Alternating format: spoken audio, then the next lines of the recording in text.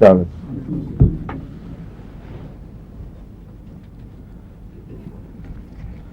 کل کیا پڑھا رہے تھے کس وقت؟ میڈورائن میں آخری جو ہمارے تھے وہ پروسٹیٹ گلینڈ اور بلیڈر اور کڈنی انفیکشن کے ضمن میں پھر جیسے کل کا ایک تجربہ آپ کو بتا دوں دلچسپ، کس طرح ہومیوپیتھک کے آپس کے تعلقات ہوتے ہیں، کیا اثرات ہوتے ہیں۔ کل شام کو مجھ سے طوبہ نے سوال کیا کہ کیا ساری علامتیں ضروری ہیں یا بعض علامتوں پر بھی دوائی کام کرتی ہے؟ تو ساری علامتیں ہوں تو وہ تو موت کے قریب ہوتی ہیں مگر بعض علامتوں میں دوا کام کرتی ہے اگر وہ اہم بنیادی علامتوں میں سے ہوں۔ مثلا طوبہ کو رات کو بھوک لگتی تھی یہ کہنا چاہیے، اور اس وجہ سے پوچھا تھا کہ سورائنم کھا لوں تو رات کی بھوک ٹھیک ہو جائے گی۔ سردی بھی چونکہ زیادہ لگتی ہے اس لیے میں نے سورائنم دے دی 1000 میں۔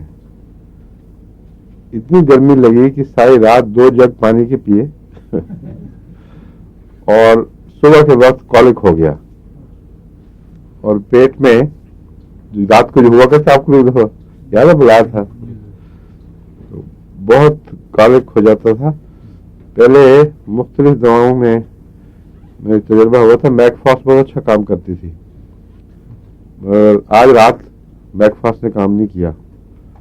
پھر مجھے خیال آیا کہ یہ جو گرمی سردی کا مزاج ایک اہمیت رکھتا ہے دوا میں، میک فاسٹ ٹھنڈے مزاج میں کام کرتی ہے جہاں گرمی سے فائدہ ہو، اور اگر مزاج میں سردی ہو نہ گرمی ہو تو پھر بیلاڈونا کو کام کرنا چاہیے۔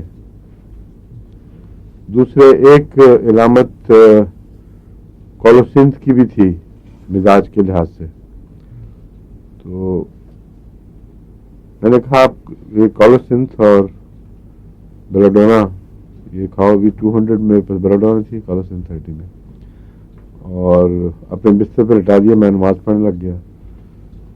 تو کچھ دیر کے بعد اٹھ بیٹھی کہ بالکل ٹھیک ہو، میں نے پھر ایک خوراک اور دی اور پھر رخصت کر دیا۔ تو کس طرح یہ دوائیں ایک مزاج کو دوسرے میں تبدیل کرتی ہیں، کتنا یقینی گہرا اثر رکھتی ہیں، جس کی ایک مثال ہے۔ حالانکہ سورائنم 1000 کا مطلب یہ ہے کہ ایک کے لیے 2000 زیرو لکھیں اور اتنا حصہ لیں دوائی کا، تو یہ پتہ کتنا بنتا ہے؟ ساری دنیا کے ایٹم اتنے، کائنات کے اتنے ایٹم نہیں ہیں جتنا یہ حصہ ہے، 2000 on one side، اور اس کے باوجود یہ کام کر رہی ہے۔ تو اگر علامتیں ہوں یقینی، یعنی ضروری نہیں سب علامتیں ہوں، مگر 1-2 بنیادی علامتیں موجود ہوں تو اتنے حصے میں ضرور کام کرتی ہے، اور اس کے علاوہ خدا کے فضل سے طبیعت ٹھیک ہو گئی تھی، پھر تو نہیں دوبارہ تکلیف ہوئی نہیں۔ اپنا آپ کو بتانا تھا، میں نے کہا تھا نا کہ وہ جو گہرے اندر چھاتی میں تکلیف شروع ہو گئی تھی، وہ کھائی تھی ایلومینا، پھر فاسفورس کھائی، تو اس سے وہ اوپر ناک میں ہلکی سی جیسے نزلہ ہو رہا ہو اس طرح کی تکلیف ہوئی، یہ اچھی علامت ہے۔ اور اب وہ بالکل رات بھی کوئی کھانسی نہیں اٹھی، اندر سے چھاتی بالکل ہلکی ہو گئی ہے، لیکن اور گلے کی خرخراہٹ بھی ختم ہو گئی، لیکن ناک میں پورا نزلہ بیٹھا ہے، لیکن وہ کچا نہیں، بلکہ معلوم ہوتا ہے جس سٹیج پہ بند ہوا تھا اور ٹھیک دوائی نہیں ہوئی استعمال، اسی سٹیج پہ پہنچا ہوا ہے۔ تھوڑا سا ہیوی ہو جاتا ہے نا 3-4 دن کے بعد، جو تکلیف نہیں پہنچاتا مگر تھک ہو جاتی ہے میوکس، ویسا ہوا ہے۔ تو یہ ٹریول کی ڈائریکشن بڑی امپورٹنٹ ہے، موومنٹ اگر اوپر سے اندر کی طرف جائے، اوپر کی بحث نہیں، ثانوی اجزاء سے زیادہ اہم اور اندرونی اعضاء کی طرف بیماری منتقل ہو، تو اگر وہ شفا ہوئی ہے تو وہ شفا غلط تھی، اس کا مطلب ہے جب تک دوائی دے کر اس کو واپس نہ پھینکو وہ ایک مستقل اسٹیٹ بن جاتی ہے. اور یہ کئی ہفتے سے یہی چیز چل رہی تھی, یا گلے کی ہلکی خراٹ خارش وہ پھر چھاتی میں گئی, جب واپس آئی ہے تو گلے پہ ٹھہری نہیں, پھر ناک میں آئی ہے, اور I feel much better, comfortable, no pain in the body, nothing. تو ہومیوپیتھک کو ساتھ ساتھ اسٹڈی کرنا پڑتا ہے, اپنے اوپر تجربے کریں تو پھر زیادہ پتہ چلتا ہے بنسبت لوگوں کے پڑھے ہوئے کا. اور ہنومن نے سب سے زیادہ اپنے اوپر تجربے کیے تھے. ہنومن کو پتہ ہے نا آپ کو کون تھا؟ سسٹم کا اس کو مجھے غلطی سے میں نے ایسا کہہ دیا تھا 35 میں اس نے ایجاد کی تھی, پہلے کی تھی, لیکن 35 میں اس نے فرانس منتقل ہو کر پہلی دفعہ فرانس میں پریکٹس شروع کی تھی. کافی ملکوں سے یہ نکالا بھی گیا, بار بار مخالفت ہوتی تھی, قانون پاس ہو جاتے تھے اس کے خلاف, پھر ایک جگہ سے دوسری جگہ منتقل ہو جاتا تھا. فرانس کے وزیر اعظم سے اس زمانے میں باقاعدہ اپوتھیکریز اور جو ایلوپیتھ تھے ان کا ایک وفد ملا, اور اس نے ان کو کہا کہ فرانس میں اس کو پریکٹس کی اجازت نہ دی جائے, کیونکہ باقی ملکوں نے, یورپ نے بھی نکال دیا, فلاں ملک نے بھی, فلاں ملک نے بھی. وہ بہت کوئی زیادہ روشن دماغ انسان تھا. اس نے کہا دیکھو اگر تو تم یہ ٹھیک کہتے ہو کہ یہ گپیں ہیں اور اس سے کوئی فائدہ نہیں پہنچتا, تو جب نقصان بھی کوئی نہیں پہنچتا تو میں کیوں بند کروں؟ فائدہ کوئی نہیں, اور لوگ تنگ آ کے اس کو چھوڑ دیں گے, اس کو اپنی موت بننے دو. اور اگر یہ تمہیں سمجھ نہیں آ رہی اور فائدہ ہے تو میں سائنس کی راہ میں روک نہیں بننا چاہتا. اور سائنس کا بنیادی تقاضا یہ ہے کہ ہر نئے خیال کو کھل کر موقع دیا جائے کہ وہ جو زندگی کی جد و جہد میں اس میں برابر کا حصہ پا کے کوشش کرے. اچھا ہو تو چلے گا اور ترقی کرے گا, برا ہو تو مر جائے گا. اس لیے ہنومن کو میں نہیں روکوں گا, اور اس وجہ سے اس کی آخری عمر میں وہی پریکٹس رہی. ہومیوپیتھک تو وقت آہستہ آہستہ ایجاد ہوئی, لمبے عرصے کے تجربے سے کچھ ایک خیال کے دوسرے میں چلا گیا. جو آرگن آن اس کی مشہور کتاب ہے وہ اس نے 1810 میں لکھی تھی, ٹھیک ہے, اور اس کی زندگی میں شروع میں ہی اس کے 5 ایڈیشن شائع ہو چکے تھے. اس زمانے میں بہت مشہور ہوا تھا, لیکن 6واں ایڈیشن پورے 100 سال کے بعد شائع ہوا. معلوم ہوتا ہے اس کے وفات کے بعد لوگوں نے وہ دلچسپی پھر چھوڑی ہے کچھ عرصے کے لیے, لیکن پھیل گئی تھی سب جگہ, امریکہ تک پہنچ گئی تھی. اور پرانے ڈاکٹرز امریکہ میں جو ملتے ہیں وہ ہنومن کے زمانے سے ہی وہاں پریکٹس کرتے تھے. تو یہ غلط فہمی جو ہے نا وہ دور کر دوں. ایک اور کل بات غلط ہو گئی تھی, یادداشت نے دھوکہ کیا. میں نے آپ کو بتایا تھا کہ پاؤں اگر سوجے ہوں اور ٹخنوں میں پرانی تکلیف ہو تو اس کے لیے ایکویزیٹم ہے. ایکویزیٹم گھٹنوں کے لیے اور ہپس کے لیے ہے, ٹخنوں کے لیے نہیں ہے. مجھے کچھ یاد پڑ رہا تھا کہ اس کا لوور لمب سے تعلق ہے, اس لیے غلطی سے ایکویزیٹم کو ٹخنوں کے لیے بتا دیا. ٹخنوں کے لیے ایک اور دوائی ہے جو بہت کم استعمال ہوتی ہے لیکن بہت طاقتور ہے, اور وہ ہے اسٹرونشیم کارب. جو علامتیں میں بتا رہا تھا وہ ٹخنوں کے سلسلے میں اسٹرونشیم کارب میں ملتی ہیں. ایکویزیٹم میں گھٹنے کی پینز جو ہپ جوائنٹس میں بھی موجود ہوں, ان 2 حصوں کی, زیادہ تر لیفٹ سائڈ پہ لیکن دائیں طرف بھی, یہ ایکویزیٹم میں پائی جاتی ہیں. اور اس سلسلے میں ایکویزیٹم کو بہت کم استعمال کیا گیا ہے کیونکہ اس کی غلط شہرت ہو گئی ہے رات کے پیشاب کے سلسلے میں. بچوں کو رات کو پیشاب آئے تو بار بار بستر گیلا کریں, اس میں ایکویزیٹم لکھا ہوتا ہے سب سے زیادہ, اور میرے تجربے میں تو کبھی بھی اس کا کوئی خاص فائدہ نہیں ہوا. شاذ کے طور پر کبھی ہو جائے تو معلوم ہوتا ہے وہ مختلف کلائمیٹس میں جو تجربے ہوئے ہیں ان کے مطابق بعض ملکوں میں یہ ایکویزیٹم فائدہ دیتی ہوگی, لیکن جوائنٹس میں اس کا فائدہ ہے, نچلے حصے میں خصوصاً گھٹنے میں نچلے لمبس میں مطلب ہے گھٹنے میں اور ادھر ہپ جوائنٹ اور نی جوائنٹ. اب چلتے ہیں واپس. آپ کو میں کیا پڑھا رہا تھا؟ میڈورائنم. آخر میں آپ نے کڈنی بلیڈر پروسٹیٹ گلینڈ کی انفیکشن بتا رہے تھے ہاں اور جی. ضمن آپ نے وہ پتھری وغیرہ کے متعلق ہاں وہ میں بتا چکا ہوں. جی. اچھا میڈورائنم کا ڈیفنس سے بھی تعلق ہے. میڈورائنم میں بعض دفعہ ایسی آبسٹینیٹ خرابی ہو جاتی ہے جو بظاہر ظاہری تکلیف کی صورت میں نظر نہیں آتی مگر معلوم ہوتا ہے اعصاب پر حملہ کرتی ہے یہ, اور خاص طور پر آڈیٹری نروس کے اوپر حملہ کرتی ہے. تو ایسی ڈیفنس جو کرونک ہو اور بڑھتی جائے اس میں میڈورائنم استعمال کر کے دیکھنی چاہیے.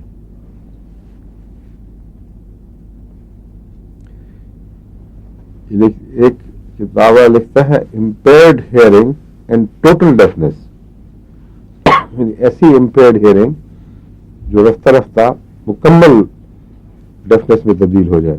تو معلوم یہ ہوتا ہے کہ وہ ہے اعصاب کی, اور اعصاب اگر مر جائیں تو پھر اس کا کوئی علاج نہیں ہوتا.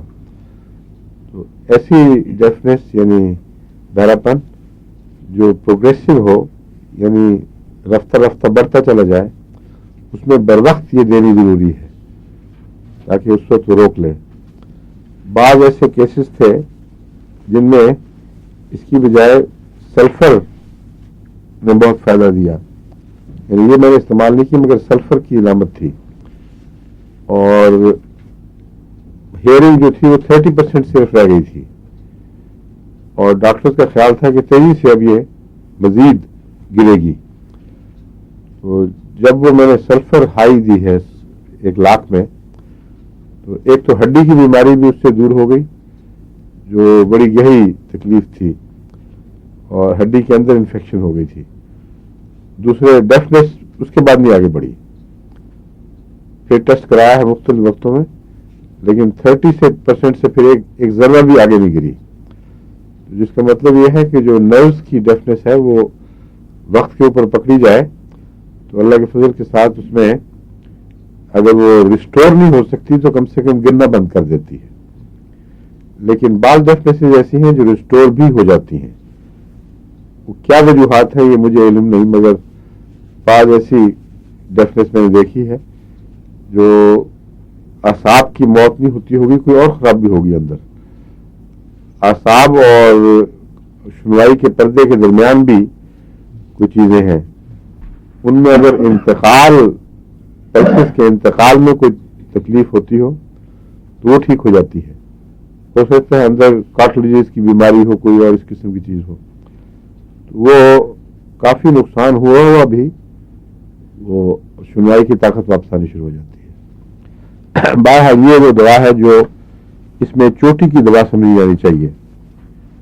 تجربے میں سلفر CM, اور ڈاکٹروں کے مطابق یہ جو میڈورائنم ہے یہ بہت افیکٹو ہے لیکن اونچی طاقت میں.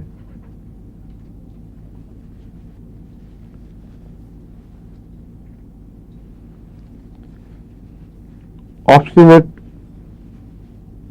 nasal discharge cured by medullin very high.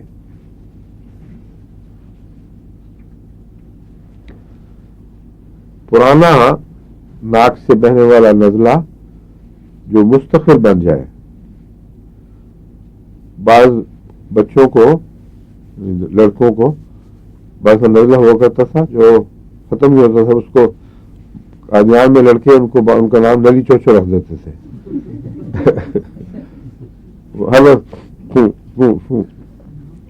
وہ جو پرانا ہے نا جو چھوڑتا ہی نہیں, یہ نہیں ہوتا کہ نظرہ بڑا اور پھیلا اور مصیبت سے نجات ملی, بلکہ فل ہوتا رہتا ہے. اس میں میڈورائنم بہت اچھی ہے. Chronic obstinate nasal ڈسچارجز.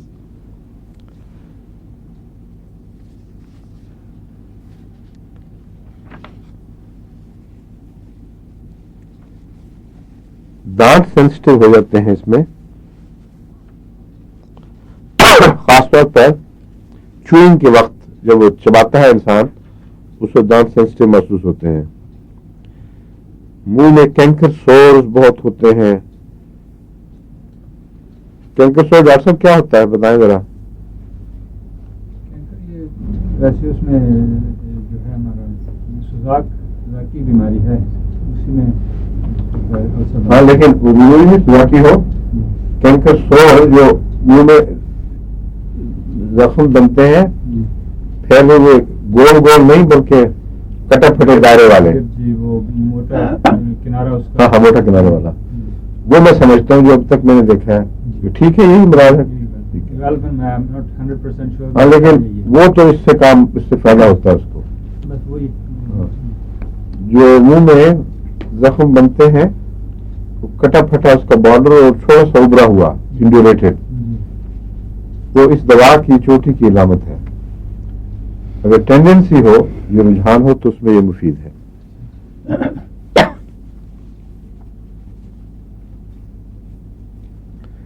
Ravenous hunger even after eating. جول بخر اس کا نام جول بخر ہے. پرانا طبی محاورہ ہے کہ گائے کی بھوک. ایک تو ہوتا ہے نا کبھی رات کو اٹھ کے بھوک لگ گئی کسی وقت زیادہ بھوک لگ گئی. یہ ہے جو ہٹتی نہیں کھانا پورا کھانے پھر بھی بھوک باقی رہ جاتی ہے.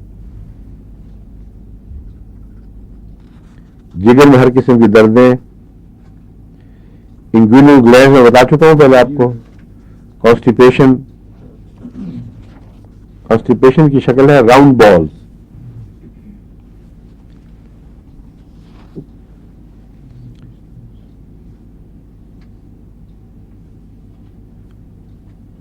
اگر رومیٹک لیننس اور اسٹفنس ہو جوائنٹس میں اور ساتھ scanty high coloured strong smelling urine ہو تو اس میں یہ مفید بتائی جاتی ہے.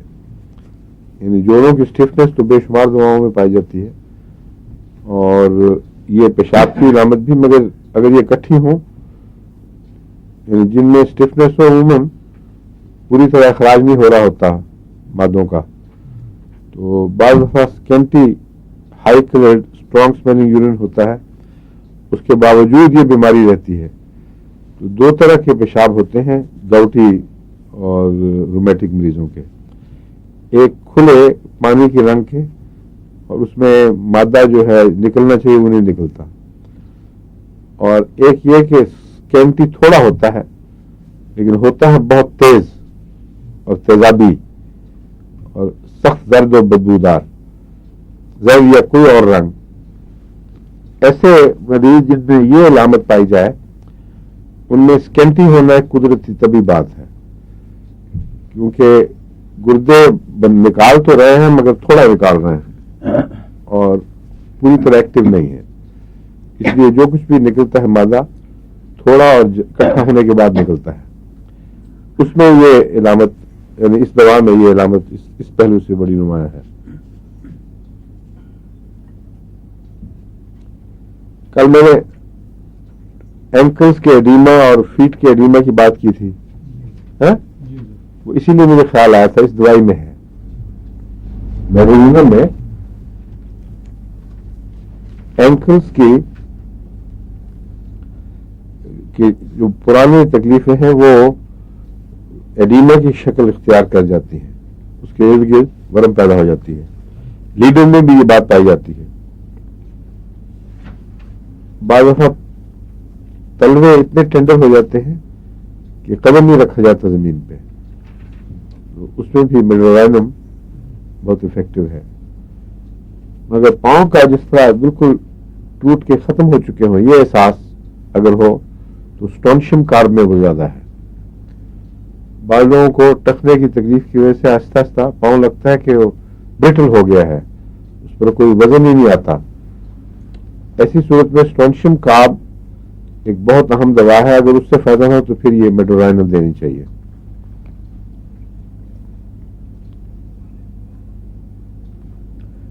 بلیڈر, پروسٹیٹ گلینڈ اور کڈنی کا ایڈیما کی تکلیفیں. रीनल कॉलिक, गुर्दे का दर्द का दौरा, जो पथरी की वजह से न हो बल्कि इन्फ्लेमेशन वगैरह की वजह से हो। रात को बहुत पेशाब, पॉलीयूरिया रात का हो या दिन का, कसरत पेशाब में अगर बहुत बड़ी हुई शुगर यानी डायबिटीज जिम्मेदार न हो, वैसे ये असाबी तकलीफ हो, तो उसमें ये दवा बहुत अच्छी है।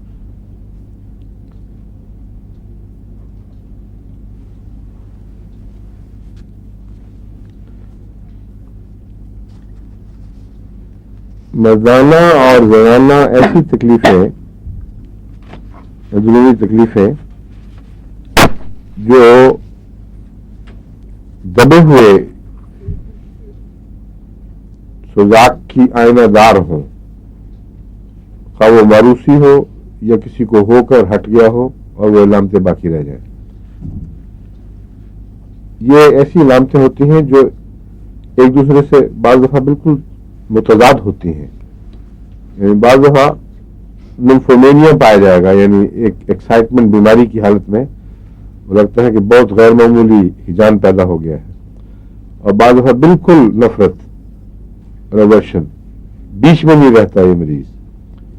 और जिनकी भी सुजाक से अलामतें मिलती हों, उनको खास 10 पुश्तों पहले कोई मादा अंदर आया हो, उसमें ये चीज़ें पाई जाती हैं कि बाज़ दफ़ा पेशाब कतरा कतरा आ रहा है और सख्त जलन के साथ, बाज़ दफ़ा सेक्स वाले हिस्से पर असर पड़ गया है और उनमें कोई ना कोई नक्शा इसका मिलता है, टोटल लॉस या गैर मामूली एक्साइटमेंट।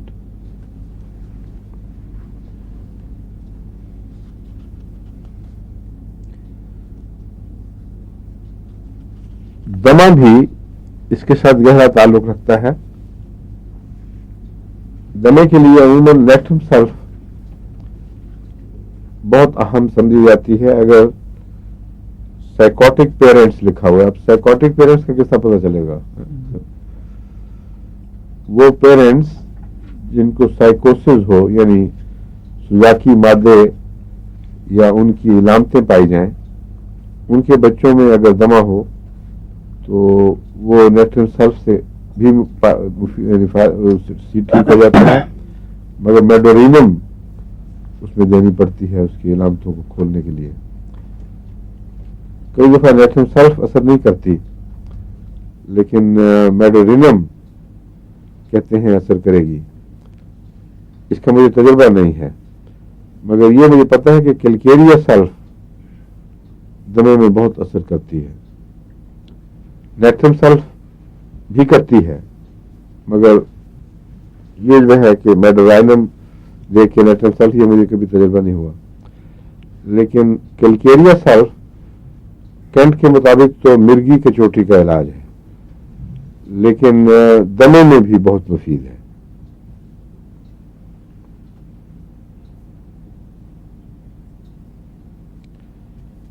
अगर बलगम इतना गहरा हो कि लगता है कि उसके लंग्स की नीचे से खींच कर निकाल के बाहर लाया जा रहा है और उस पर लंबे दौरे पड़ते हैं, उसमें ये दवा मुफीद है। मैंने रवा में बाज़ पुराने मरीज ऐसे देखे थे जिनको सिल और दमा दोनों की अलामतें इकट्ठी पाई जाती थी।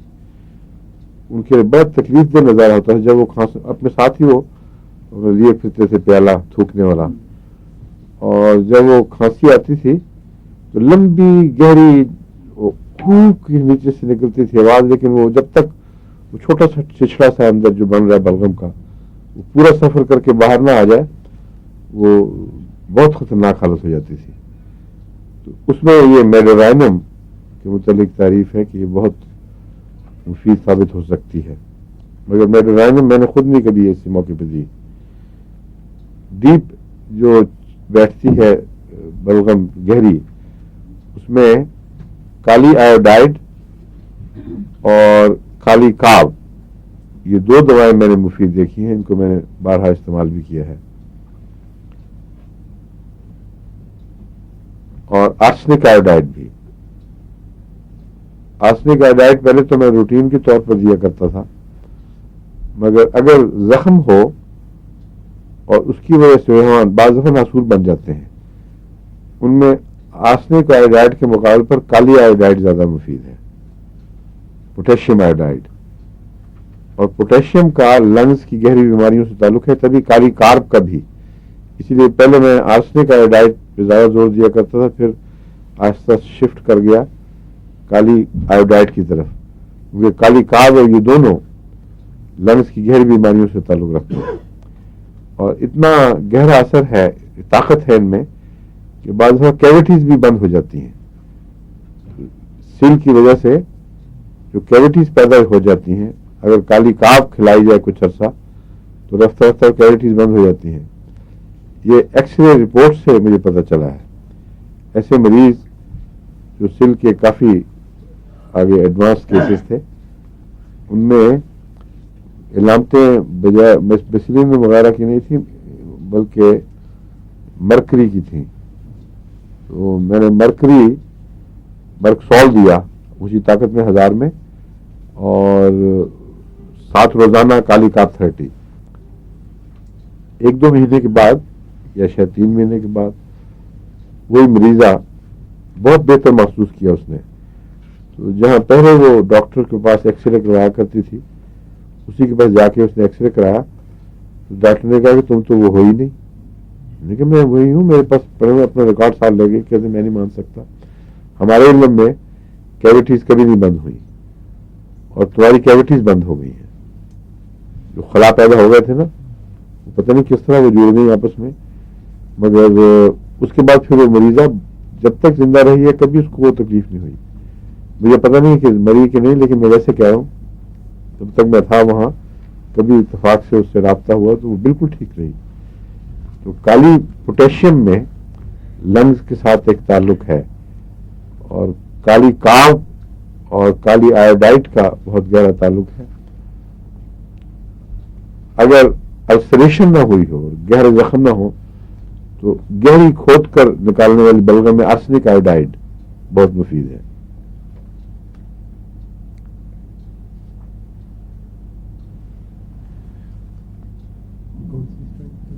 $200 میں دیتا نا سر.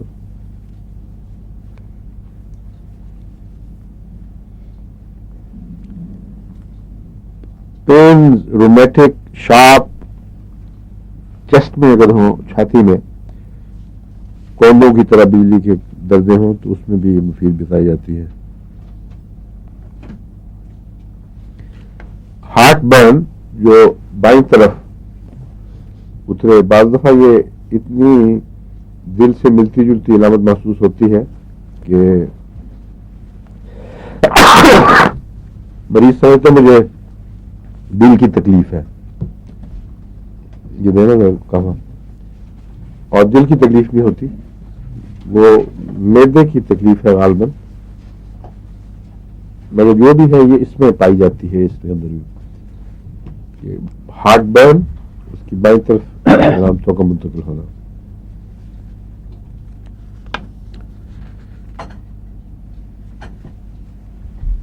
ٹانگوں کی بہت سی تکلیفیں اس میں پائی جاتی ہیں، مگر بیک سے آپ شروع کریں اس کو. لیم بیک کامن کمپلینٹس ہے لیم بیک کی، یعنی کمر میں کمزوری پیدا ہو جائے، اس کی وجہ سے پھر آہستہ آہستہ ٹانگوں میں ایک طرف یا دونوں طرف مستقل دردیں بیٹھ جاتی ہیں اور بعض دفعہ انسان کو لنگڑا کر دیتی ہیں، اور پہلے کمر سے علامتیں شروع ہوتی ہیں. اس کو اگر ہم جو آج کل پرولیپس آف دا اسپائنل مسلز ہیں، پرولیپسس ہے ڈسک، ہاں اسپائنل مسلز خراب ہوتے ہیں پھر ڈسک کھلتی ہے، اس لیے میں مسلز کہہ رہا تھا. وہ پرولیپسس کہلاتا ہے ڈسک کا، یعنی ریڑھ کی ہڈی کے جو منکے ہیں وہ ایک طرف ہو جاتے ہیں، جس کی وجہ سے وہ نروز کے اوپر دباؤ آ جاتا ہے، بعد نروز پنچ کر جاتی ہیں اور اس طرف پھر درد ٹانگوں میں اترتی ہے. بعض انسان بالکل لیم ہو جاتے ہیں، پھر ان کو باندھنی پڑتی ہیں پٹیاں مستقل. اس قسم کی بیماریاں لیم بیک کی بیماریاں کہلاتی ہیں. ان میں میڈورائنم بھی لکھا ہوا ہے. میں نے کبھی اس کا تجربہ نہیں کیا، مگر اب یہ میں آپ کو پڑھا رہا ہوں تو ہو سکتا ہے کہ تجربہ کرے تو مجھے بتائے. اس سے پھر یہ ٹانگوں کی طرف نیچے کبھی ایک کبھی دوسرے کبھی ایک سے گھٹنے تک دردیں اترتی ہیں اور شیٹھیکا ہو جاتا ہے. ایک مریض جس کو میں نے عام دوا کے ذریعے، اس کے کیس میں کالوسنتھ کا کیس تھا، اس کو یہی علامتیں شیٹھیکا والی جو کمر سے اٹھتی درد کی تھیں وہ ٹھیک کرنے کی کوشش کی اور بہت اچھا فائدہ ہو رہا تھا. ایک سٹیج پہ جا کے تھوڑا سا رکا اور بجائے اس کے کہ میں اس کو وہی 200 میں دیتا اونچا کر کے، میں نے میڈورائنم ٹرائی کی، کیونکہ اس میں بھی لکھا ہوا ہے. میڈورائنم 200 میں دیتے ہی اس کی پہلی ساری علامتیں واپس آ گئیں اور وہی درد شدت سے پھر اٹھا. اب امکان موجود ہے کہ میڈورائنم سے اس کا تعلق تھا، اور اگر اونچی طاقت میں میڈورائنم میں اس کو میں علاج کرتا تو ہو سکتا ہے وہ جڑ سے بیماری اکھڑتی. لیکن چونکہ مریضوں میں اپنا بھی حوصلہ ہونا یا نہ ہونا ڈاکٹر کے فیصلے پر اثر انداز ہوتا ہے، اس لیے اگر بعض دفعہ انسان سمجھتا ہے کہ نہیں چھوڑو پرے آہستہ آہستہ دیکھیں گے، تو پھر میں نے اس کو دوبارہ کالوسنتھ پہ ڈالا. وہ فوراً رسپونڈ کیا اس نے ماشاء اللہ. تو کہیں نہ کہیں اگر مریض بہادر ہو یا اپنا خود اپنے اوپر آدمی نے تجربہ کرنا ہو تو پھر یہ تجربے کرنے چاہیے، کیونکہ اگر تجربہ کامیاب ہو تو پھر دوسروں کے لیے بڑا فائدہ ہے اس میں.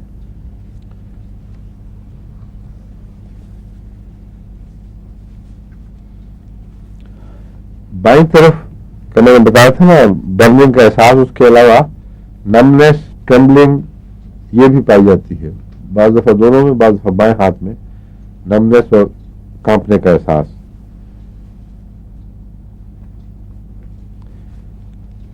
ٹانگوں پہ جب اثر پڑنا ہو کمر کی تکلیف کا تو ہیوینس بعض دفعہ ایسی ہو جاتی ہے کہ لگتا ہے کہ لکڑی کی بنی ہوئی ٹانگیں ہیں. اور ایک علامت اس کی پہچان اور ہے کہ گھٹنوں تک ٹانگیں بہت ٹھنڈی رہتی ہیں. یعنی یہ سردی کا مریض ہے ویسے تھرو آؤٹ، لیکن جب یہ ٹانگوں میں کمزوری ہو تو سخت سردی بھی ضرور ہوتی ہے، اور خاص طور پر پاؤں سے گھٹنے تک کی ٹانگیں بہت ٹھنڈی ہو جاتی ہیں، جس کا مطلب یہ ہے کہ وہاں بلڈ سرکولیشن پر اثر پڑا ہے بہت، اور اسی کی وجہ سے کمزوری بھی پیدا ہوئی ہے اور اسٹفنس کا احساس. اور یہ پتہ نہیں وہ کلاٹنگ سے ہوتا ہے یا کس وجہ سے، مگر ہوتا ہے اس میں. لیکن ایک اور چیز ایسی ہے جس سے معلوم ہوتا ہے کہ بعض دفعہ دوران خون تشنج سے بھی بند ہو جاتا ہے، اور اس دوا میں تشنج پایا جاتا ہے، اور خاص طور پر پنڈلیوں کا تشنج.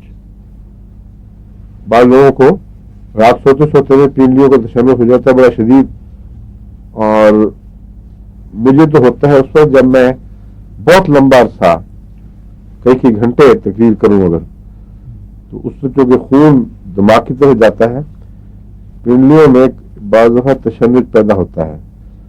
اس کو تو آرام آیا کرتا ہے میک فاس سے، کیونکہ وہ پنڈلیاں معلوم ہوتا ہے خون کم رہا ہے کافی عرصے تک تو وہ ٹھنڈی ہو گئی ہیں، ٹکور سے فائدہ ہوتا ہوگا میرا اندازہ ہے.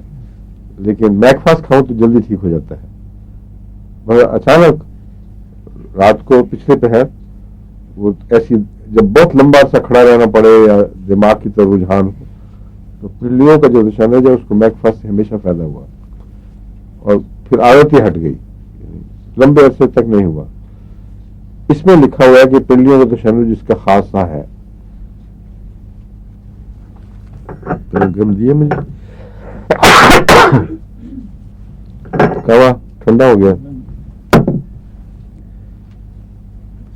اور اس کے جو کریمپس ہیں وہ ترغوں میں بھی پڑتے ہیں، مجھے تو کبھی تجربہ نہیں ہوا تلووں میں کس طرح کریمپس پڑتے ہیں. کیوں ڈاکٹر صاحب کبھی مریض آیا آپ کے گھر میں؟ ہوتا تو یہی مسل کھینچے جاتے ہیں, محسوس ہوتا ہوگا کہ وہ تلووں کے انگلیاں کھینچی گئی. اس میں تلووں کا خصوصی ذکر ہے کہ کریمپس تلووں میں پڑ کے لگتا ہے پاؤں مڑ جائے گا, نیچے سے کریمپ ہو کے یوں پاؤں اندر کی طرف یوں سکڑتا ہے. وہ ہو سکتا ہے کوئی تلووں کا مسل بھی ایسا ہوتا ہو. مسل تو اصل میں جو یہی ہوتے ہیں جو کھینچے جاتے ہیں پنجے میں, تو احساس وہاں ہوتا ہوگا, اصل وہاں ہوتا ہے, منتقل ہو جاتا ہے.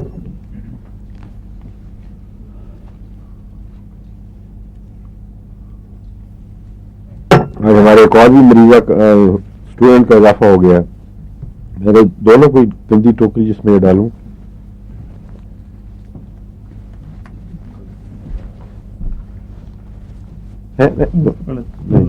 نہیں کوئی چھوٹی سی ٹوکری ہے وہاں سے تھیلا. ہاں یہ ٹھیک ہے. اور یہ بھی لے, اور گلاس ابھی ہے. میرے نزلے کی جو علامت ہے وہ ہمیشہ پڑھنے سے بڑھتا جاتا ہے. جتنا پڑھوں اتنا بڑھتا جاتا ہے. جب چھوڑ دوں تو پھر اچانک خاموشی آ جاتی ہے. آنکھ کے اوپر جو ہے نا زور, اس سے تعلق ہے اس کا. اس میں ہومیوپیتھک دوا کون سی ہے خاص؟ ایلیم سیپا مجھے لگ رہا ہے. یوفریزیا میں وہ علامت نہیں ہے جو آنکھوں کا جلانا اور سرخ. اس کا نزلہ اندر گرتا ہے جب ایلیم سیپا کا, تو جلا وہ کاٹتا ہے اور خارش پیدا کرتا ہے. آج صبح سے مجھے بھی ایلیم سیپا کا خیال آ رہا ہے, کیونکہ ایلیم سیپا کا کرونک ہے ایلیومنا. جب میں نے ایلیومنا کھائی تھی تو فائدہ بھی ہوا تھا اور اندر سے ناک کی طرف منتقل ہوا تھا. اس لیے معلوم ہوتا ہے کہ ایلیم سیپا مجھے ٹرائی کر کے دیکھنی چاہیے, جو پہلے کبھی کی نہیں. بناؤ ایلیم سیپا. اگر ایلیم سیپا دوا ہو تو چھاتی کے بھی وہ ٹیک کیئر کرے گی, یعنی اس کا بھی خیال کرے گی, گلے کا بھی اور ناک کا بھی. اور اگر ویسے ناک کو اس کو دبا دیا جائے نزلے کو کسی چیز سے, تو پھر وہ کوئی نہ کوئی اور کرونک شکل اختیار کر لیتا ہے. مستقل خراش گلے کی یا چھاتی کی تکلیف, یا بعض دفعہ بار بار ایک زور مارتا ہے نزلہ. یہ علامت ہے اس بات کی کہ مرض ٹھیک نہیں ہوا تھا, بلکہ اس کو عارضی طور پر دبایا گیا ہے. میرا یہ جو سلسلہ شروع ہوا وہ وہاں سے ہوا ہے, کینیڈا سے. کینیڈا میں ایک ماجرین کا کھانا ایسا ملا جس سے ایک دم بڑی سخت الرجی ہوئی. وہاں چونکہ میرے پاس دواؤں کا ڈبہ سفری تھا, اس میں جو ضرورت کی تھی وہ نہیں تھی اس وقت. میں نے پھر وٹامن سی پر زور دے کر اس سے ٹھیک کیا اس کو. وٹامن سی بڑی افیکٹو ہے نظریاتی بیماریوں میں, لیکن وہ ہومیوپیتھک نہیں ہے. وہ تو ایک وٹامن ایسی ہے جو ڈیفنس سسٹم کو اس کے لیے آمادہ کرنے تیار کرتی ہے, خشک کر دیتی ہے نزلے کو بڑی جلدی. بعض دفعہ اتنی جلدی خشک کرتی ہے کہ سر درد شروع ہو جاتی ہے, مگر خشکی کی علامت ہے. بعد میں جتنی بھی خسخس کی کھانسی, ہلکی خشکی, یہ خراش, یہ ساری خشکی کی علامت تھی. تو اب اپنا میں اسٹڈی کر رہا ہوں آہستہ آہستہ تاکہ آپ سب کو فائدہ پہنچے. اور اب نزلہ ہو کر مجھے وہ چھاتی کی جو کل تھی, کل اور پرسوں, بالکل آرام آ گیا ہے. اور معمولی کبھی گلے میں کھانسی کی خواہش پیدا ہوتی, بہت معمولی, مگر بولنے کے باوجود نہیں ہو رہی, لیکن پڑھنے سے نزلہ زیادہ ہو رہا ہے. تو ہو سکتا ہے ایلیم سیپا یہ ان سب امور پر بہتر اثر انداز ہو. کھا کے دیکھیں گے, آپ کو بتائیں گے, پھر اگلے ہفتے اب باری آئے گی اس کی. اب ایک اور دوا آپ کو شروع کرانی ہے.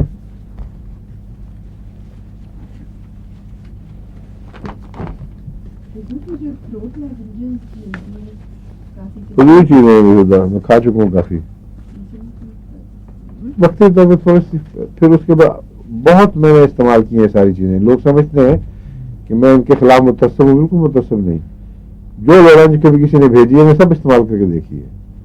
وقتی تھوڑا سا فائدہ اور پھر مستقل وہی عارضی دھوکہ بازی ہے بس. یہ اور یہ جو ملٹری کی گولیاں بھی سلیم ہر وقت جیب میں لیے پھرتا ہے، یہ میں نے کافی استعمال کی، 1 سال کم از کم، مگر میں نے دیکھا کہ بیماری کو جڑ سے نہیں اکھیڑتی کبھی بھی، یہ صرف یہ لوبریکیشن تھوڑی سی کر دیتی ہیں اور بیماری کے احساس میں سے تکلیف کم کر دیتی ہیں، لیکن ساتھی علاج نہیں ہے۔ علاج وہی ہے جو اندر حرکت کر کے نمایاں علامتیں کھولتا ہے، جسم کی ایک موومنٹ نظر آ جاتی ہے، جس سے میں نے آج مثال دی ہے دوبا کے کیس کی۔ سورائنم دی ہے، اس نے گرم کرنا تھا اور گرم کیا، اور ایک ڈوز میں اتنا گرم کیا کہ ساری رات پیاس لگی ہے پھر، اور کبھی بھی نہیں پانی پیا رات کو اٹھ کے، میرے 2 جگ خالی کیے، اور پھر جہاں تکلیف کی جگہ تھی اس کو نمایاں کر دیا۔ وہ انتریوں میں ایک سینٹر ہے جہاں معلوم ہوتا ہے کوئی اریٹیشن کا سینٹر بنا ہوا ہے، پہلے بھی ہو چکا ہے، آخر اس پہ منتج ہوئی، اور اس دفعہ پھر بیلاڈونا نے فائدہ دیا ہے، اور میک فاسٹ جو پہلی تھی اس نے نہیں دیا۔ یہ سسٹم ہے، ایک نظر آتا ہے، لیکن جو باقی تک بازی ہے یوں سپرفیشل علاج ہے، معاف کرنا آپ سے آپ مراد نہیں ہے میرے۔ یہ ڈرگ کمپنی ہے نا، یہ پیش نظر ہے، اور سب سے زیادہ حملے ہنیمون پہ ڈرگ کمپنیوں نے کیے تھے۔ انہوں نے کہا تھا کہ ہماری بزنس ختم کر دے گا یہ شخص، اور بعض ڈرگ کمپنیاں ایسی تھیں جنہوں نے رائٹس لے لیے تھے پیٹنٹ کہ ڈرگز بنانا ہمارا کام ہے، اور حکومتوں سے اس زمانے میں خرید لیے تھے رائٹس۔ ایک موقع پر آ کے ہنیمون پہ جو سخت حملہ ہوا ہے وہ اسی کمپنی کی طرف سے، انہوں نے کہا ہمارے رزق کھانے کا اس کا کوئی حق نہیں ہے، باقاعدہ کورٹ میں مقدمہ ہوا، اس لیے ہمارے رائٹس کو قائم رکھتے ہوئے ہمیں کہیں ہم پوٹینسی بنا کے دیں گے اس کو، اور ہنیمن کو ان کا اعتبار کوئی نہیں تھا، تو وہ بیچارہ ہجرت ہی کر گیا وہاں سے۔ ایک اور چھوٹی ریاست تھی یورپ کی، مجھے نام یاد نہیں، اس کا جو ڈیوک تھا وہ روشن دماغ تھا، اور ہنیمن کی شہرت پہنچی ہوئی تھی، اس نے پھر اپنی ریاست میں اس کو پریکٹس کی اجازت دی، اور آخر پہ میں نے بتایا نا پھر فرانس جا کے ختم ہوا۔ وفات کب ہوئی ہے اس کی ہنیمن کی؟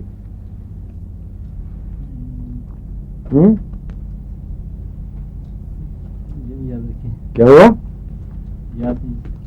یاد نہیں، لیکن یہ جو پیدائش تاریخ پڑھی ہے لیکن یاد نہیں، تاریخ مجھے یاد نہیں۔ پیدائش یاد ہے؟ 1848 میں یہ فوت ہوا ہے، اور اس وقت اس کی عمر 88 سال بیان کی جاتی ہے، تو 1760 بنی تھی، ہے 1760 بنی تھی، 60 بنی 1760 بنی، 40 اور 48 88 ہو گئی، 78 میں نے 88 کہا تھا، 88 فرمایا آپ نے، 88 کہا تھا، جی تو 40 اور 48 88 ہو گئی 40 اور 48 88 ٹھیک ہے، جی، تو 60 بن گیا، 60 بنا، جی 60۔ ہاں، اب میں چیک کروں گا، بعض کتابوں میں لکھا ہوا ہے 90 سال کی عمر تھی اس کی، لیکن اس نے یہ ثابت کرنے کے لیے، میرا خیال ہے یہ ثابت کرنے کے لیے کہ ہومیوپیتھک سے انسان کی جوانی کی عمر بڑھتی ہے، لمبی رہتی ہے، غالباً اس وقت اس کی عمر تھی 70 کے لگ بھگ، کچھ 70 سے اوپر تھی، جب اس نے ایک فرینچ لڑکی سے شادی کی، اور وہ لڑکی اس سے ہمیشہ بہت ہی خوش رہی، اور اس نے اس کی پھر آخری وقت میں بڑی وفاداری سے خدمت کی۔ تو جب یہ فوت ہوا ہے 88 میں، تو اس وقت ان کی شادی کو کتنا عرصہ ہوا ہوگا، پھر 13 سال کے قریب وہ رہی ہے اس کے ساتھ، لیکن وہ چھوڑ کے نہیں گئی۔ تو اس کا یہ قول، یعنی یہ جو ہے نا نظریہ، وہ یہ تھا کہ اگر انسان صحیح جسم سے کام لے تو بڑھاپے کی اکثر علامتیں اس میں یا ظاہر نہیں ہوتی ہیں، بہت معمولی آخر پر جا کے ظاہر ہوتی ہیں۔ سب سے بڑی خوبی اس کی یہ تھی کہ خدا کی ہستی کا بشدت قائل تھا، اور ہومیوپیتھی کو اس کی دلیل کے طور پر پیش کرتا تھا، اور کہتا ہے کہ اگر خدا کی ہستی کا مجھے یقین نہ ہوتا تو ہومیوپیتھک کے مضمون کو آگے بڑھانے کا میں سوچ بھی نہیں سکتا تھا. اس اصول پر اس نے ہومیوپیتھک میں آگے قدم بڑھایا ہے کہ بیماریاں ایسی پیشدار ہیں تو یہ ناممکن ہے کہ اللہ تعالیٰ نے نظام زندگی میں بیماریوں کی دفاع کا کوئی اعلیٰ انتظام نہ کیا ہو. اس زمانے میں اینٹی باڈیز کا کوئی معین ثبوت نہیں تھا, اور یہ ساری باتیں وہ کرتا ہے جو اینٹی باڈیز والی ہیں, اور پورا نظام جو ہے دفاع کا وہ اس کا ذکر نام لیے بغیر ہومیوپیتھک ریشنز کو اس طرح ایکسپلین کرتا ہے جیسے روح نے رد عمل دکھایا ہے, مگر کس ذریعے سے یہ اس کو پتہ نہیں. تو صاف پتہ چلتا ہے کہ وہ الٹیمیٹ فیتھ تھی اس کی, کوئی مشاہدہ نہیں تھا بلکہ یقین تھا کہ اللہ کی ہستی پر, جس نے اس کو یقین کرنے پر مجبور کر دیا کہ ایسا نظام موجود ہونا چاہیے. اگر خدا ہے تو ایسا نظام ہونا چاہیے, اور اس مفروضے پر اس نے ہومیوپیتھک ایجاد کی. اور بعد کے جو ہونے والے واقعات, یہ یوں کہیں کہ بعض کی ریسرچ جو دنیا میں ہر طرف ہوئی ہے, وہ ہر قدم پہ اس کی باتوں کے قریب آئی ہے, اس کے خلاف نہیں گئی. اس کا جو سب سے پیارا ایک کلمہ ہے جو اس نے اپنے کفن پر, نہ اپنے ٹوم پر, کتبے پر لکھنے کے لیے چھوڑا تھا, ایک فقرہ تھا, اور وہی آج تک اس کے کتبے پر لکھا ہوا ہے. وہ یہ ہے, میں نے اپنی عمر ضائع نہیں کی. گریٹ تھنگ ہے. حضور اس کی جو 6th ایڈیشن آرگنم کی, یہ بھی کہا جاتا ہے کہ اس کی بیوی نے چھپا لی تھی یا دبا لی تھی. دبا دی تھی جی, وہ زیادہ پیسے مانگتی تھی یا وہ بلاک. وہی فرنٹ بیوی جی, خواہ خواہ بیچاری کی بدنام کر تعریف کی اس کی. آپ آگے ہم بدنامی پہ ہیں. یہ سننا ہے کہ اس نے تکلیف دی ہے. باتوں پر مردوں کو گوشت کیوں کھا رہا اس کا ٹوم کھانا ہے؟ کہاں اس کا مقبرہ ہے؟ اب جا کے پڑھنا ہے, لیٹن میں لکھا ہوا ہے جو کچھ لکھا ہوا ہے, جو کچھ بھی لکھا ہوا ہے کتبے پر وہ لیٹن میں لکھا ہوا ہے, انگریزی میں نہیں ہے. اس لیے ایمان کو یاد لانا پڑے گا.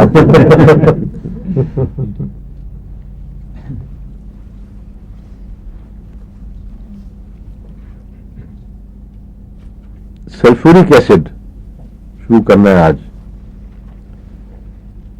اس سے آپ کو اندازہ ہوگا کہ کس طرح ایک چیز کیمیکل تبدیلی کے ساتھ اپنی علامتوں کو بالکل بعض دفعہ الٹا دیتی ہے.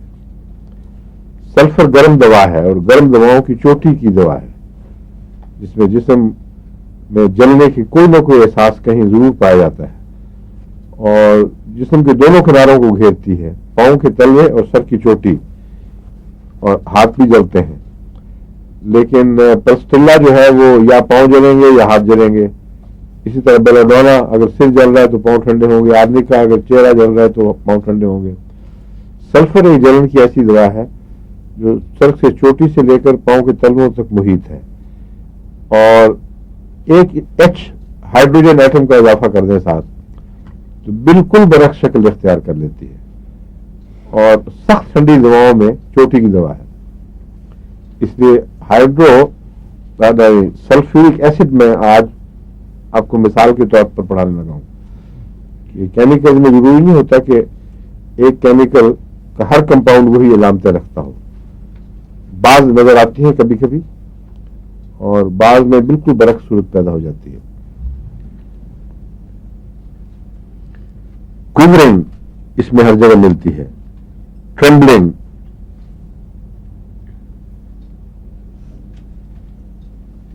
یہ جو سردی سے جو علامتیں پیدا ہوتی ہیں نا کانپنے کی, یہ سردی کے احساس کے بغیر بھی اس میں جاری رہتی ہے, اور بدن کے اندر تھرتھراہٹ اور لرزہ, یہ اس کی خاص علامت ہے.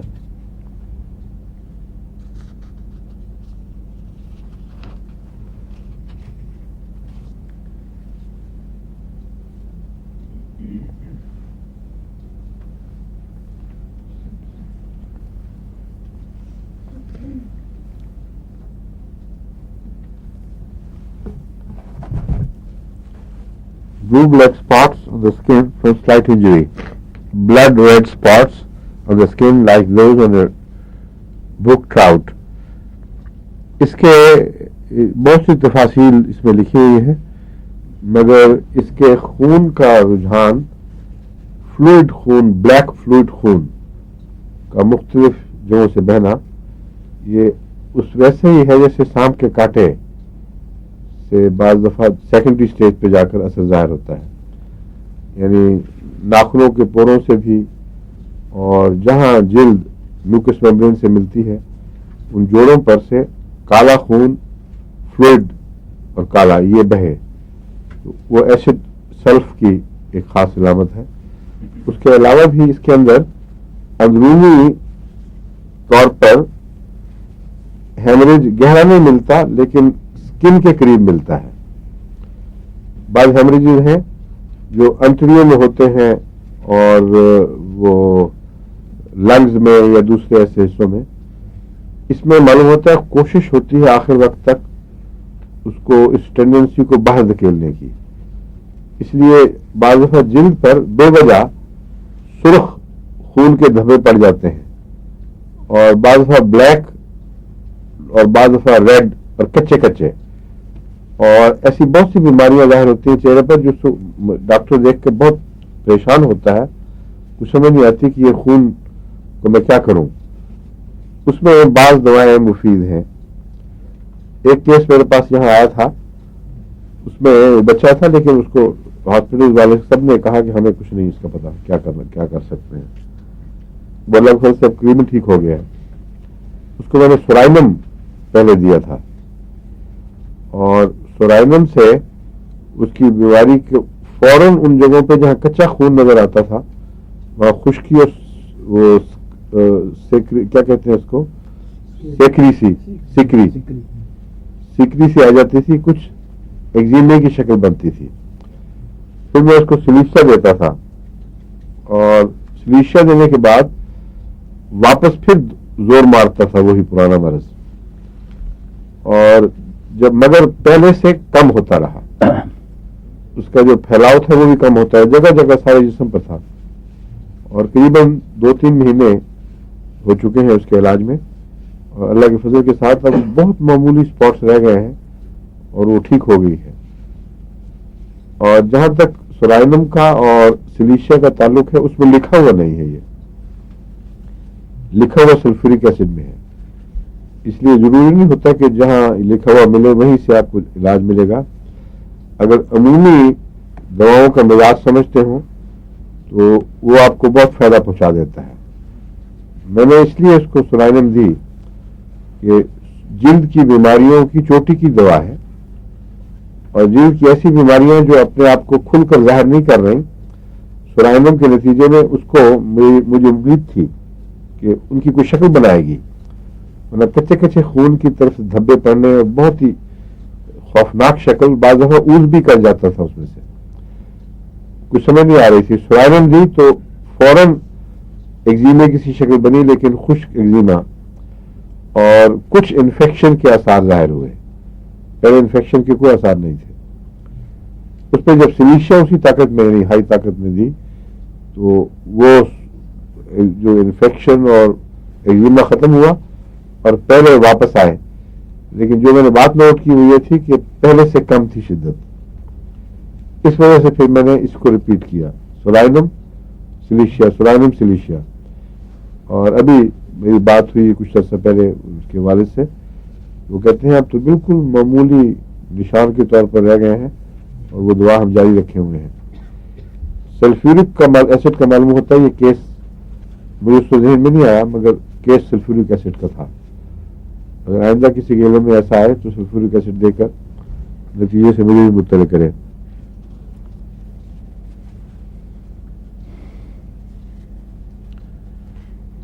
परफ्यूरा हेमोरेजिक, ये क्या चीज है परफ्यूरा डॉक्टर साहब? जो छोटे खून के दाने छोटे सारे हो जाते हैं, हाँ, और फिर उनसे ब्लीडिंग भी शुरू हो जाती है बस। हाँ ठीक है।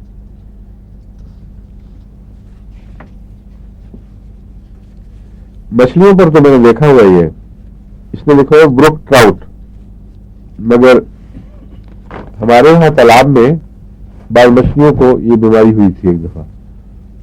رضا میں میرا تالاب تھا نا, اور اس میں ان کی جلد کے اوپر یہ ہوتا ہے جیسے چوٹیں مار مار کے تو وہ حصہ زخمی ہو گیا ہو اور اس کے اوپر خون نمایاں تھا, وہ پھر جلدی مچھلیاں مر جاتی تھیں. ان کو زخمی مچھلیوں کو مجھے یاد نہیں میں نے کیا ٹریٹمنٹ کی تھی تالاب کی, لیکن پھر وہ ٹھیک ہو گیا تھا. لیکن ایک زمانے میں بہت ایک خاص قسم کی مچھلی میں نمایاں تھا. تو یہ کہتا ہے بروک ٹراؤٹ میں یہ علامت پائی جاتی ہے.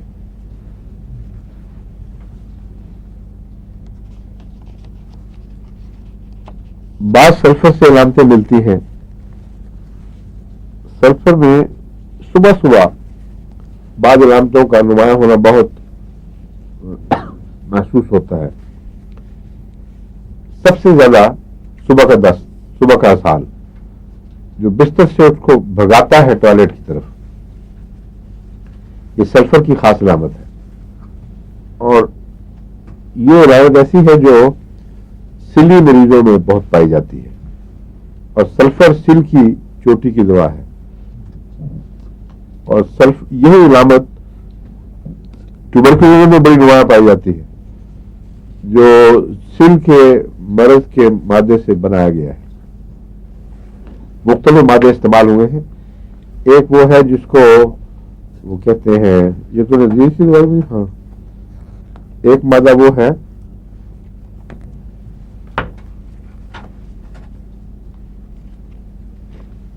جو انسانی سل کے مادے سے بنایا گیا ہے,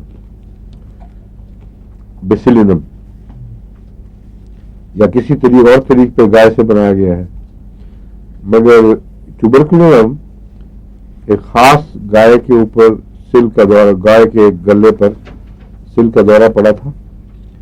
تو اس کے مرنے کے بعد اس نے ڈاکٹر کینٹ نے ان سے منگوائے تھے وہ مواد جہاں سل کے جراثیم وغیرہ اور پیپ وغیرہ پائی جاتی تھی.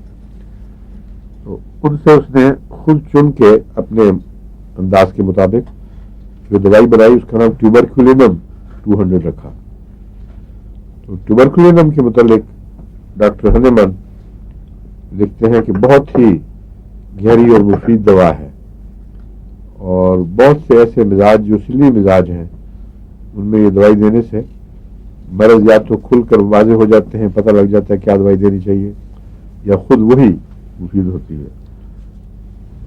بعض لوگوں کے نزدیک یہ بھی مستقل مزاجوں میں شامل کرنا چاہیے. سلی مزاج عام طور پر ہومیوپیتھک 3 مزاج میں ہی بیماروں کو تقسیم کرتے ہیں, ایک سورا, ایک سائیکوسس اور ایک سفلس. سورا سے مراد جلدی بیماریاں ہیں, اور سائیکوسس سے مراد کون سی نہیں, سائیکوسس سے مراد وہ اس کو گانوریا یا سوزا کی بیماریاں, اور سفلس سے مراد سفلس ہی ہے. لیکن ان کے جو دائرے ہیں یہ ایک دوسرے پر اوور لیپ کرتے ہیں. مثلا سورائسس اور یہ سورا والے مریض دونوں لنگس پر اثر انداز ہوتے ہیں. سورائسس اس لیے کہ جلد کی بیماریاں اگر اندر کی طرف منتقل ہوں تو ظاہر بات ہے کہ میوکس ممبرین اور لنگز وغیرہ اندرونی آرگنز گلینڈز پر حملہ آور ہوں گی. اور سائیکوسس کا ویسے لنگ سے بہت تعلق ہے, اور دمے کے کرونک مریضوں میں سائیکوسس کی دوائیں زیادہ مفید ثابت ہوتی ہیں. اور اس میں جیسا کہ میں نے بتایا تھا میڈورائنم ایک چوٹی کی دوا ہے. ایک ڈاکٹر کے نزدیک یہ آرٹیفیشلی صرف ٹیم پہ محدود کر دیا گیا ہے, حالانکہ سلی مرض بھی اپنی کلاس میں شمار ہونے کا حق رکھتا ہے. اور بڑی کثرت سے پرانے زمانوں میں بعض علاقے سلوں کے مریض بنے, اور مرض دب گئے یا مریض فوت ہو گیا, مگر آئندہ اولادوں میں وہ سلی مادہ منتقل ہو گیا.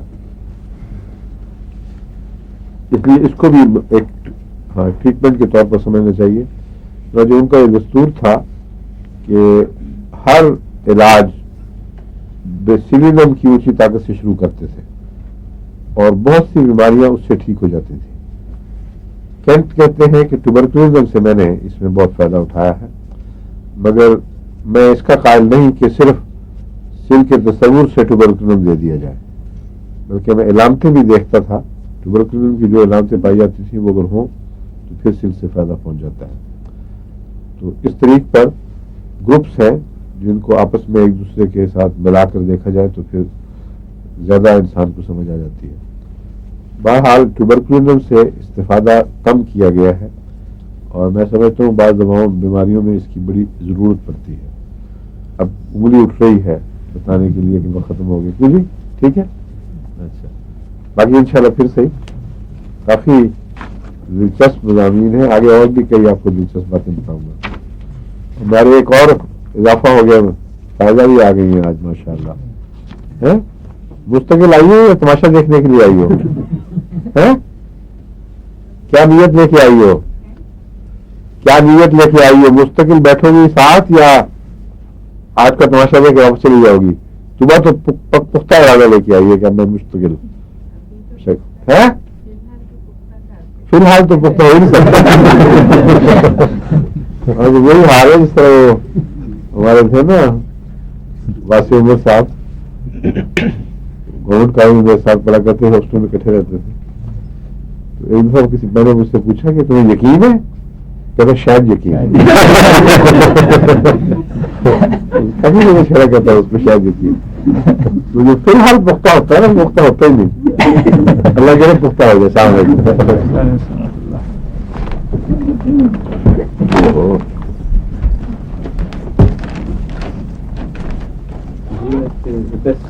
क्या चाइना प्रॉब्लम है? चाइना हाँ